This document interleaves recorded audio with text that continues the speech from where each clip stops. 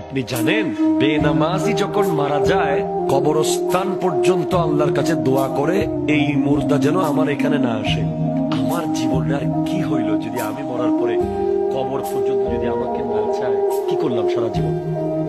শেষ ঠিকানা কবর। ওই কবরস্থান যদি বলে যে আল্লাহ এখানে না আসুক, কেন? কারণ সে বেনামাজি, তাকে যে শাস্তি দেওয়া হবে এটার কারণে আমি কবরের মাটিও কষ্ট পাবো। কারণ কবরস্থান দেখেছে বেনামাজির শাস্তি কি।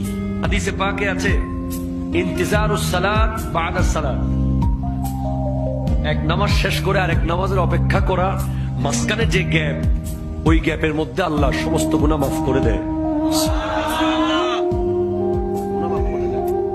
সওয়াব লিখতে থাকে আল্লাহর পক্ষ থেকে। এই গ্যাপের কোনো লস নাই। পরিবার কি পারে? পরিবার সব পারে।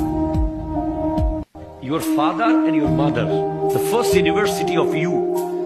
আপনার প্রথম বিশ্ববিদ্যালয়, আপনার অক্সফোর্ড হলো আপনার মা, আপনার ক্যামব্রিজ হলো আপনার মা, আপনার ডিইউ হচ্ছে আপনার বাপ, আপনার সিইউ আপনার মা, আপনার বুয়েট আপনার বাবা, আপনার চুয়েট আপনার মা, আপনার আজহার আপনার বাবা।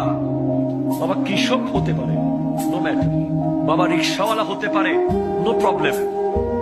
আপনার আব্বা এবং আম্মা যদি আপনাকে প্রথম